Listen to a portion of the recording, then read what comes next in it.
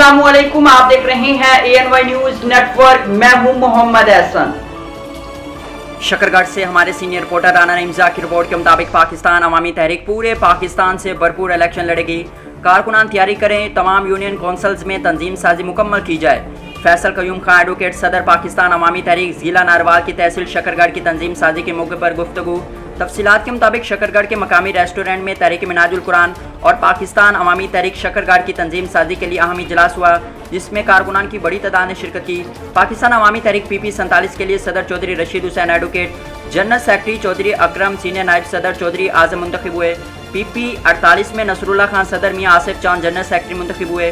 तहरीक मिनहाजुल कुरान के तहसील सदर चौधरी अल्ताफुर रहमान चौहान, नाजिम मोहम्मद फैसल रफीक मुंतखब हुए। जिम्मेदारी उस पर दी जाए, वो अपनी जिम्मेदारी को आसान अंदाज से निभाएं। और अल्लाह पाक का शुक्र है, अल्लाह करीम का फजल रहा पे हमने वो सारी चीज़ें अपने अंदाज से, अपनी कोशिश से पूरी करने की कोशिश की। साथियों का भरपूर काम रहा।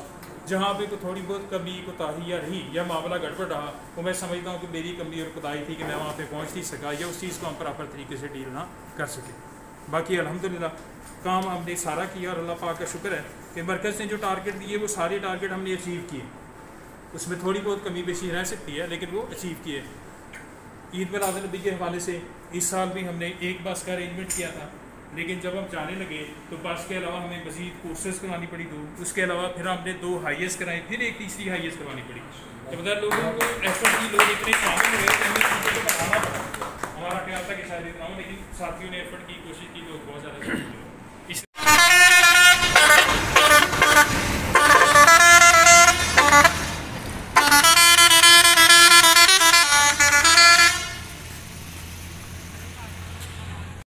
क़यामत पर खुश आमदीद कहते हैं और हमारे नाज़म तनवीर साहब इनको आमद पे खुश आमदीद कहते हैं। आज मैं अल्लाह ताला की बारगाह में सब शुक्र अदा करता हूँ कि अल्लाह ताला ने मुझे जो जिम्मेदारी इनायत फरमाई, आप लोगों की ताबन से, दोस्तों के ताबन से जिम्मेदारी मुझे मिली।